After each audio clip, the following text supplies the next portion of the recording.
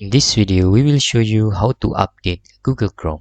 To update Google Chrome, it's very easy. You need just click the three dots menu in the top right corner and select Help and select About Google Chrome. Now, your Google Chrome has been updated. You can relaunch to make the Chrome is using the latest version.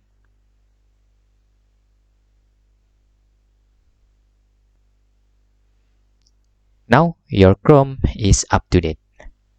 And if this method doesn't work for you, you can just using Chrome Offline Installer by typing Chrome Offline Installer.